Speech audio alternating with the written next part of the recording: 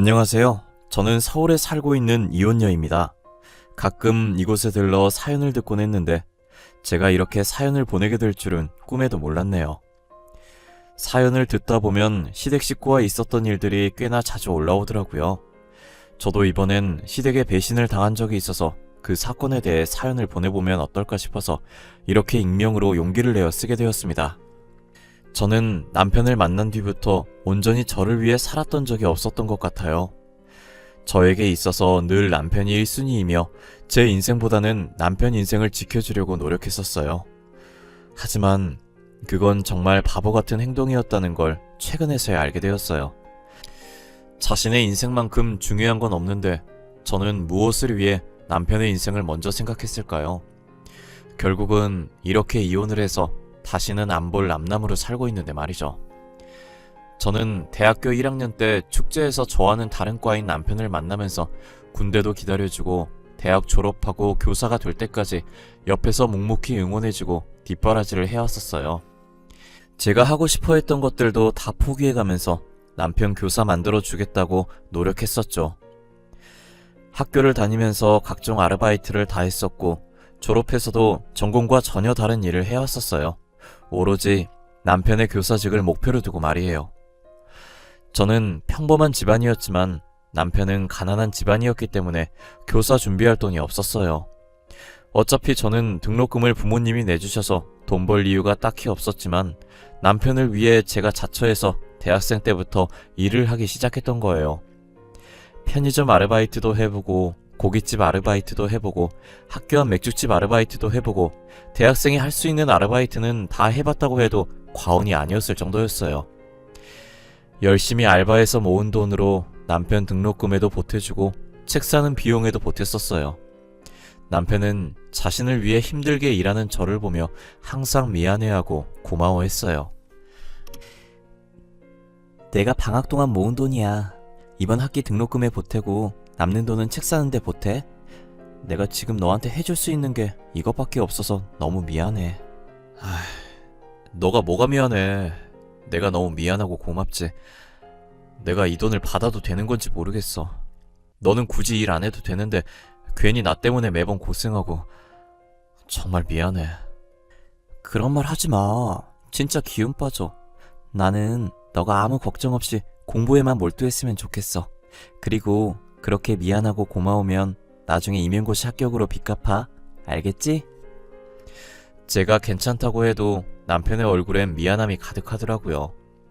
저는 남편의 표정을 보고 웃으면서 그렇게 고마우면 임용고시 합격으로 갚으라고 했죠. 남편은 옅은 미소를 띄우고는 고맙다고, 나중에 빚 다 갚겠다고 저를 꽉 안아주더라고요. 가만히 남편 등만 쓰다듬으면서 아무 생각하지 말고 공부만 열심히 했어요. 주변에선 결혼할 사이도 아니면서 굳이 왜 고생하면서까지 뒷바라지를 하냐고 하더라고요. 남편이 공부는 정말 잘하는데 돈 없는 집안 때문에 꿈을 포기하기엔 너무 안타깝다고 했어요. 결혼을 할지 안 할지는 모르지만 지금은 사랑하는 사람이니 최선을 다해 도와주고 싶다고 했죠. 당시 친구들은 저를 한심하다고 했지만 저는 언젠간 제 노력이 빛을 볼 날이 올 거라고 생각했어요. 저는 사장님들이랑 친해져서 졸업 후에도 하고 있던 아르바이트들을 계속했어요. 그 돈으로 혼자 조용히 공부할 수 있게 남편 고시텔도 잡아주고 그 외 필요한 것들도 사다 줬어요.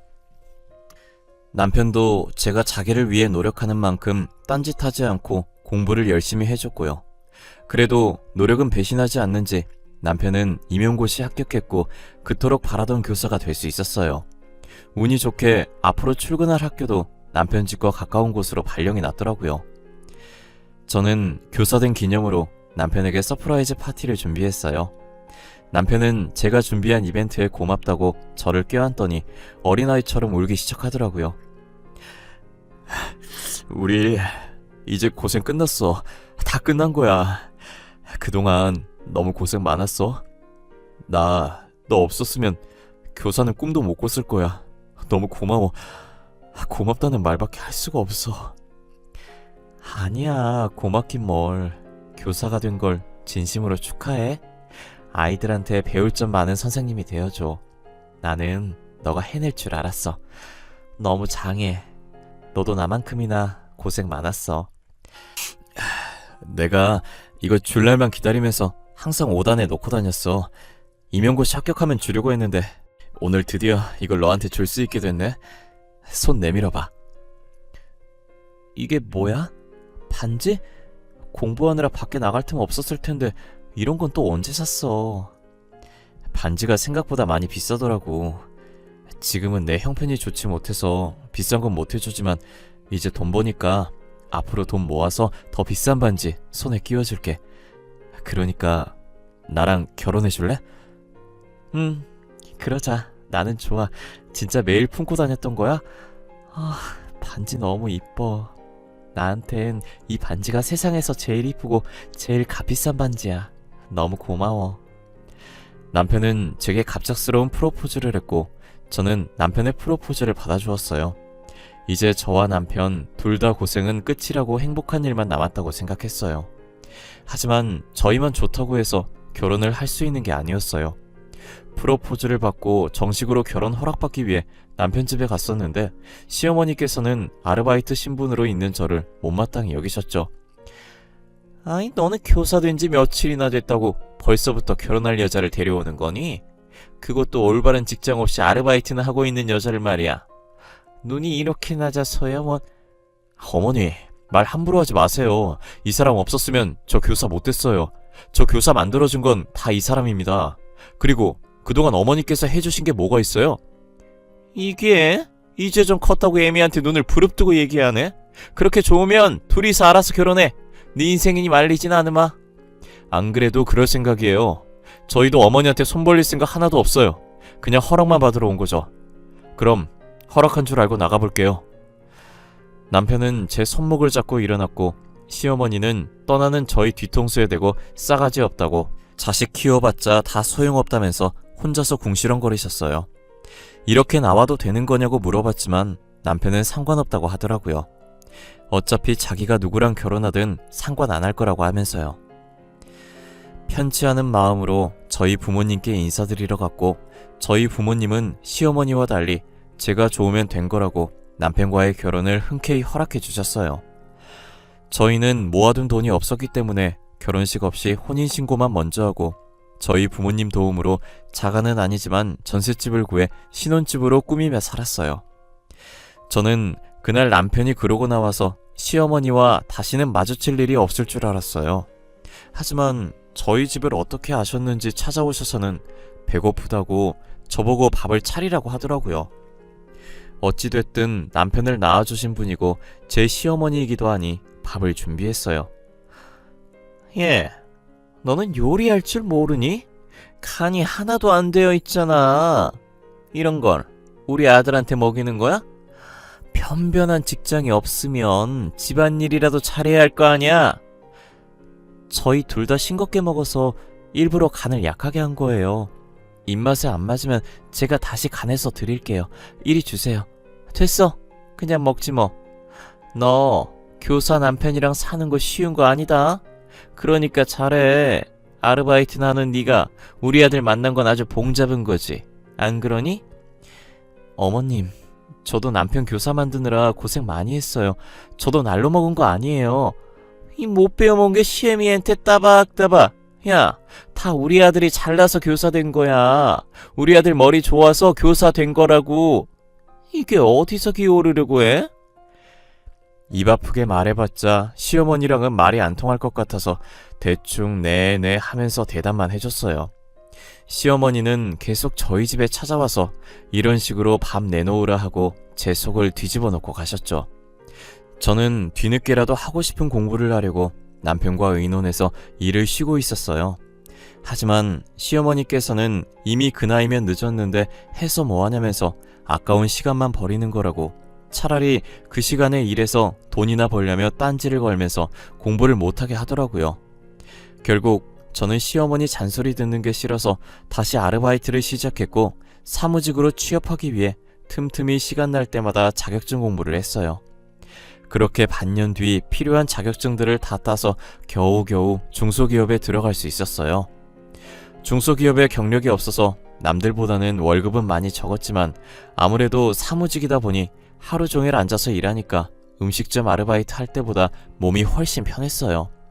이래서 다들 회사에 들어가려고 난리구나 라는 생각을 했죠. 저는 빨리 진급해서 월급이 올랐으면 하는 바람에 선배한테 많이 배우려고 하고 남들이 하기 싫어하는 일도 맡아서 하고 회사를 정말 열심히 다녔어요. 그렇게 빠르게 회사에 적응을 해나갔고 남편도 학교에서 열심히 일하면서 저희는 여느 맞벌이 부부들처럼 안정적인 생활을 하기 시작했어요. 하지만 제가 다니는 회사가 정말 작은 회사다 보니 진급을 해도 월급이 적더라고요. 그래서 경력을 쌓아서 조금 큰 회사에 들어가야겠다는 목표를 새롭게 잡았어요. 저희는 집을 자가로 사기 전까지 아이도 만들지 않기로 합의했었어요. 하루라도 빨리 저희 명의로 된 집을 가지기 위해 휴지 한 칸도 아껴 썼어요. 하지만 어느 순간부터 남편이 집에 늦게 들어오기 시작하더라고요. 술을 마신 것 같진 않은데 온전한 정신으로 매번 귀가 시간이 늦어졌어요. 요새 자꾸 늦게 오는데 무슨 일 있냐고 물어도 다른 선생님한테 돈 문제로 고민 상담하다 보니 얘기가 길어졌다고 하는 거예요. 당신 요즘 왜 이렇게 집에 늦게 와? 술 먹는 건 아닌 것 같은데. 당신 학교에 무슨 일이라도 있는 거야? 얼굴도 안 좋아 보여. 그냥 다른 선생님한테 고민 상담하다 보니 얘기가 길어졌네. 요즘 둘 다 돈 문제로 고민이 많거든. 그 선생님도 집 살려고 우리처럼 아등바등 하더라고. 아, 그래? 하긴 요즘 서울에서 집 구하기가 하늘의 별 따기지. 돈도 돈이지만 아예 집이 없으니까. 그 선생님도 머릿속이 많이 복잡하시겠네. 그래서 퇴근하면 둘이서 이야기하느라 시간 가는 줄 모른다니까. 그래도 우리는 둘이서 돈 버는데 그 선생님은 혼자라 더 힘들 거야. 아, 아직 결혼 안 하셨나 봐. 혼자서 힘들 텐데 집 살려고 열심히 사시네. 진짜 대단하시다.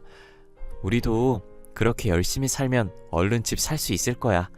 돈 때문에 너무 스트레스 받지 마. 여보, 혹시 내가 내일 술 좀 마시면서 얘기하려고 하는데 돈 좀 줄 수 있어? 용돈이 다 떨어져서 돈이 없네. 10만 원만 줄 수 있을까? 아직 중순밖에 안 됐는데 벌써 돈이 다 떨어졌어? 알겠어. 내일 출근할 때 10만 원 줄게. 그렇게라도 스트레스 풀어야지. 내일은 당신이 그 선생님한테 한턱 쏴. 저는 몰랐었는데 남편이 집 문제로 꽤나 스트레스를 많이 받는 것 같았어요.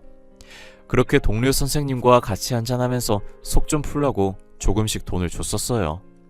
그런데 그게 습관이 된 것 마냥 계속 이런 약속 저런 약속이 있다며 돈을 달라더라고요. 그렇다고 큰 돈을 요구하는 것이 아니라서 아껴 쓰라고 하면서 매번 달라는 대로 줬었던 것 같아요. 제가 자신이 달라는 대로 주기 시작하니까 간이 배 밖으로 나왔는지 금액도 점점 커져가더라고요. 이젠 이유도 말 안 해서 한 번은 왜 그렇게 돈을 자주 많이 달라고 하냐고 하니까 교사보다 교수가 더 좋은 것 같다고 대학 교수 되고 싶어서 준비 중이라고 하는 거예요. 저한테 말했으면 팍팍 지원해줬을 건데 왜 진작 말 안 했냐고 물어보니 괜히 열심히 일하는 저한테 신경 쓸 일 하나 더 쥐어주고 싶지 않았다더라고요. 저는 남편이 교수가 되는 것도 나쁘지 않다고 생각해서 학생 때 임용고시 준비 도와줬던 것처럼 똑같이 제가 쓰는 돈을 더 아껴서 남편을 아낌없이 밀어줬어요. 하지만 교수 되는 것이 좀처럼 쉽지 않은지 저만 보면 한숨을 쉬기 시작하더라고요. 그런 남편의 모습을 보니 제가 돈을 지원해주는 것 말곤 대신 할 수 있는 게 없어서 속상했어요. 거기다 남편이 학교를 옮기게 됐는데 집이랑 거리가 먼 학교로 발령이 난 거예요. 저희가 살던 집이 남편 학교와도 가깝고 제 회사랑도 가까워서 출퇴근하기 좋았거든요. 남편이 제 직장 때문에 선뜻 이사 가자고는 말 못하고 오피스텔을 하나 구하겠다고 하더라고요. 솔직히 저도 남편이 생각한 것처럼 저희 회사가 가까워서 이사 가고 싶은 생각이 없었어요. 그렇다고 남편을 여기서 출퇴근 시키자니 왕복 3시간이라 힘들 것 같아서 오피스텔을 구하라고 했죠. 제가 집 구할 때 같이 알아봐 주겠다고 했는데도 굳이 자기가 구하겠다고 더 이상 짐들기 싫다고 하면서 시어머니랑 둘이서 집을 보러 다닌 것 같았어요. 남편에게 용돈 없어서 돈 받아갔었는데 오피스텔 들어갈 돈은 있냐고 제가 보태준다고 하니 시어머니께서 보태주시기로 했다고 한사코 거절하더라고요. 이상하게 남편이 계속 제게 선을 긋는 듯한 느낌이 없지 않았어요. 그렇게 남편이 오피스텔을 구해서 나간 지 3개월이 되었을 때였어요. 저는 다음 날이 주말이어서 간만에 늦게까지 드라마를 보려고 거실에서 TV를 보고 있었어요. 한창 재밌게 보고 있었는데 갑자기 누군가 집문을 부서질 듯 두드리는 거예요. 이 시간에 올 사람이 없으니 무서워서 인터폰으로 확인해보니까 남편이 비틀거리면서 서 있더라고요. 놀라서 문을 열어줬는데 남편이 술에 취해서 몸도 잘 못 가누고 그대로 제 쪽으로 쓰러졌어요. 술을 얼마나 마신 건지 남편한테 코를 찌를 듯한 술 냄새가 진동을 하더라고요. 왜 오피스텔에 안 가고 여기 왔냐고 하니 남편은 갈 곳 없다고 여기서 자겠다고 우기는 거예요. 제대로 서 있지도 못하는 상태에서 사기당했다면서 웅얼거리더라고요. 저는 사기라는 말에 계속 추궁했고 혹시나 하는 마음에 남편의 말을 녹음하기 시작했어요. 정신 차렸을 때 분명 저한테 얘기 안 할 것 같아서 나중에 물어보려고 녹음한 것이죠. 사기당했다고? 무슨 사기당했는데? 갑자기 쳐들어와서 이게 뭔 난리야. 술은 또 얼마나 마신 건데. 여보, 정신 좀 차려봐. 어? 내 말 들려? 아, 시끄러워. 아줌마, 여기 소주 한 병만 더 주세요. 오늘은 이거 마시고 진탕 취할 거야. 소주랑 돼지 껍데기도 하나 주세요, 아줌마. 에? 돼지 껍데기 같은 소리 하고 있네. 여기 식당 아니야. 정신 좀 차려봐. 아니, 당신이 무슨 사기를 당했다는 거야? 어? 무슨 사기 당했는지 말 좀 해보라고. 내 돈 다 들고 도망갔어. 걔가 나랑 우리 엄마 돈 다 들고 튀었어. 부자라고 하더니 그것도 아니었어. 나는 엄마 말만 믿다가 망한 거지 뭐.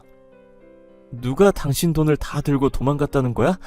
내가 알아듣게 좀 말해. 그래야 도와주든 말든 하지. 범인 잡아야 할 거 아니야. 아줌마, 이 얘기 저희 집사람한테는 비밀이에요. 알겠죠? 우리 둘만 알고 있어야 해요. 에?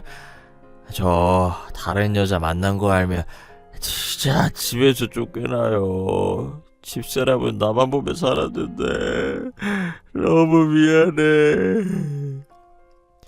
알고 보니 남편은 이때까지 저 몰래 시어머니께서 소개시켜준 여자를 만나고 있었어요.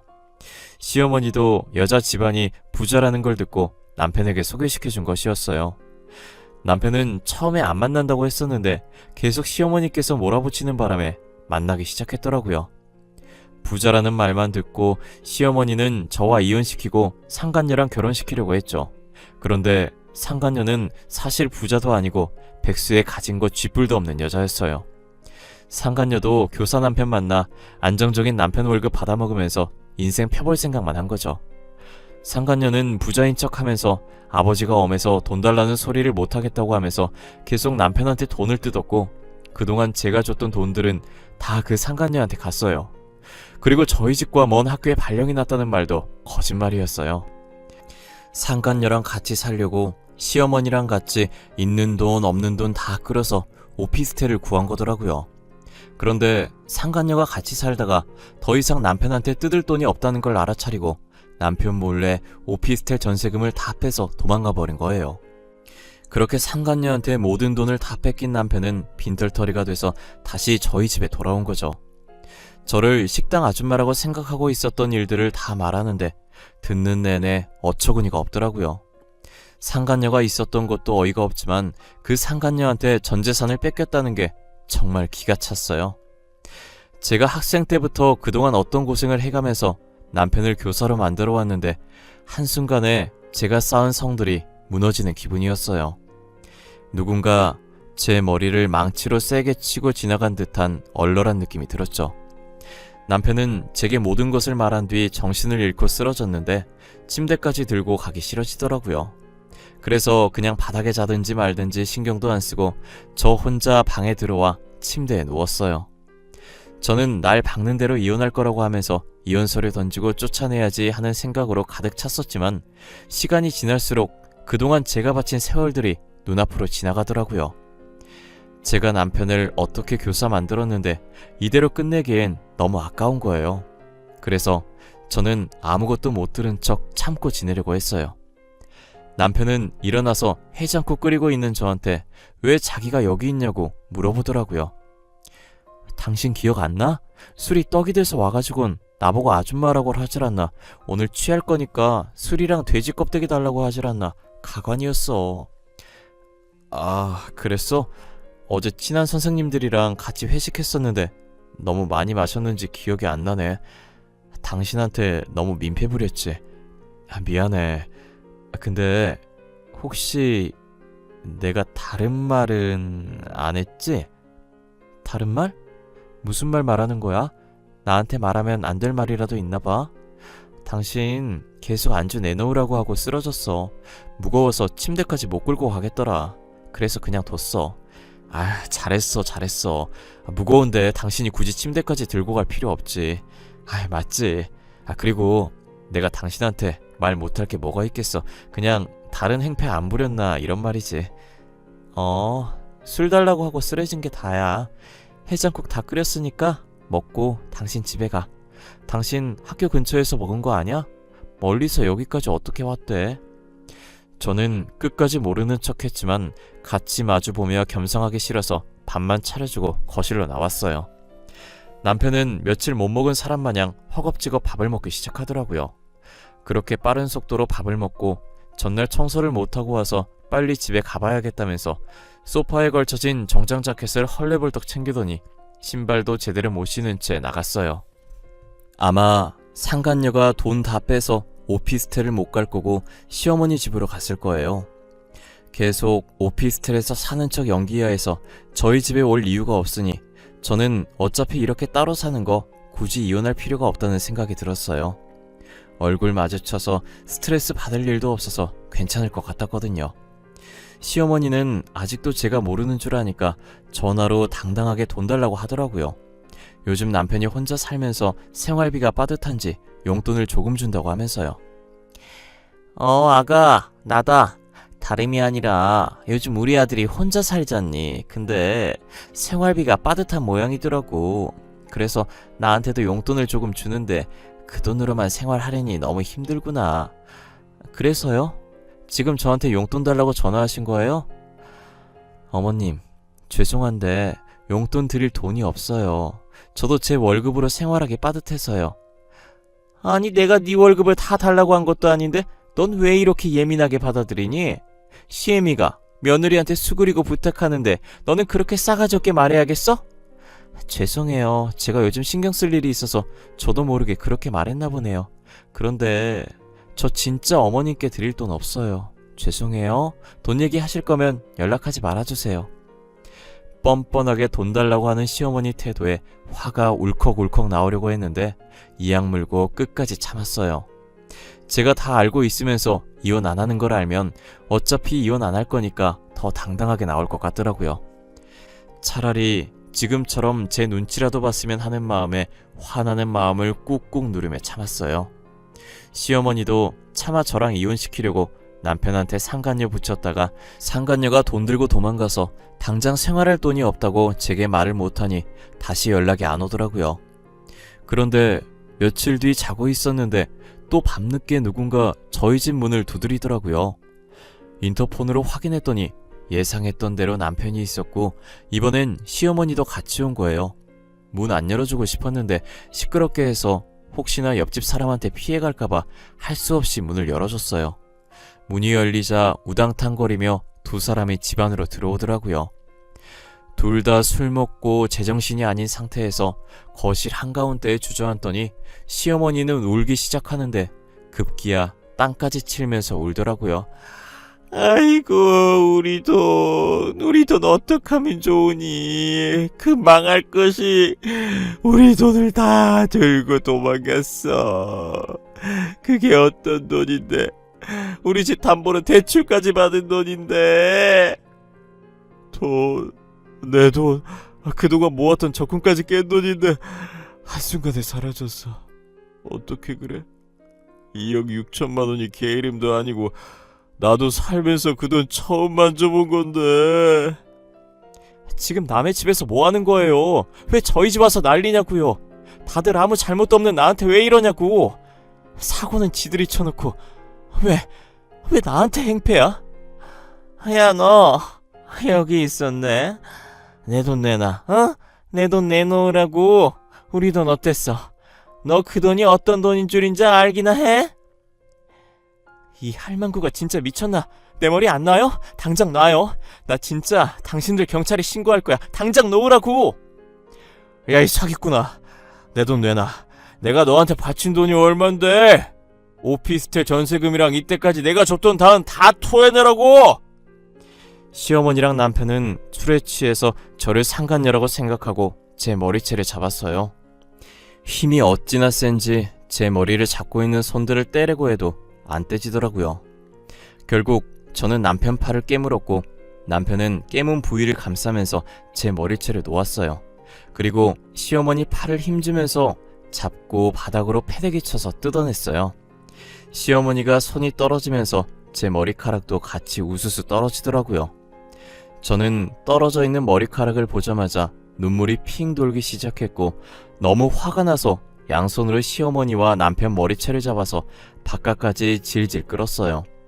그리고 그들을 패대기 치고 다시 집에 들어가려고 비밀번호를 입력하는데 언제 쫓아온 건지 남편이 돈 내놓으라면서 제 머리채를 다시 잡더라고요.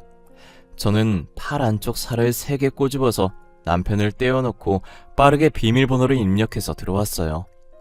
문이 닫히는 소리가 들리고 나서야 안심이 돼서 다리에 힘이 풀리더라고요. 어찌나 목소리가 큰지 남편 소리, 지르는 소리, 시어머니 우는 소리가 문 사이로 다 들렸어요. 한참을 시끄럽게 하더니 옆집에 사는 몸집 큰 남자가 나와서 시끄럽다고 소리 지르니 시어머니의 울음소리가 뚝 그치더니 그 뒤로는 고요하게 아무 소리도 안 나더라고요. 저는 남편한테 바친 세월보다 앞으로 살아갈 세월이 더 소중하다는 생각에 이혼을 결심했어요. 계속 과거에 잡혀있다간 저 2사람에 의해 미래에 제가 죽을 것 같은 기분이 들었어요. 다음날 일어나자마자 아프다는 핑계를 대고 회사에 월차를 냈고 저번에 남편이 술 취해서 불륜을 인정했던 녹음본을 들고 변호사를 찾아갔어요. 남편에게는 이혼 소송을 했지만 여자가 누군지를 찾지 못해서 상간녀 소송은 걸지 못한 게 아쉬웠어요. 상간녀 소송까지 걸었다면 정말 깔끔하게 마무리됐을 텐데 아직까지 찝찝한 기분이에요.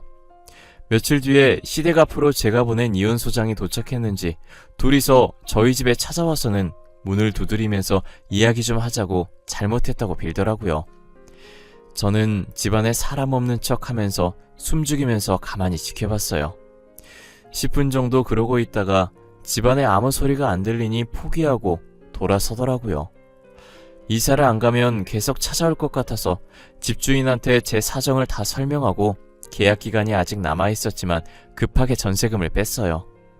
회사 업무 때문에 전화번호는 차마 못 바꾸고 있었는데 시어머니와 남편한테서 전화랑 문자도 계속 오길래 진절머리 나서 결국 휴대폰 번호도 바꿔버렸어요. 그렇게 저는 남편과 이혼을 했고 모든 연락을 다 끊은 상태예요. 상간녀 소송을 못했다는 게 살짝 아쉽긴 하지만 그래도 이혼하고 나니 속이 후련하더라고요. 남보다 제 인생이 더 중요한 것인데 저는 그동안 무엇을 위해서 그렇게 아둥바둥 살았는지 모르겠어요. 지나고 보니 그 세월들이 너무 아깝고 전 남편을 사랑했던 마음이 가여웠어요. 그래도 지금은 전 남편과 있었던 날보다 더 사람답게 살고 있어요. 제가 하고 싶은 것들도 하나씩 해보고 먹고 싶은 것들도 먹으면서 말이죠. 결혼을 일찍 했던 터라 이혼을 했어도 아직 20대 후반의 젊은 나이네요. 저도 이제 과거는 다 잊고 새 출발해보려고 합니다. 여러분들은 돈에 눈멀어서 소중한 사람을 잃지 마시길 바랄게요. 세상엔 돈이 다가 아니고 돈보다 소중한 존재도 많다는 걸 알아주셨으면 합니다. 지금까지 제 사연 들어주셔서 감사하고 늘 건강하세요.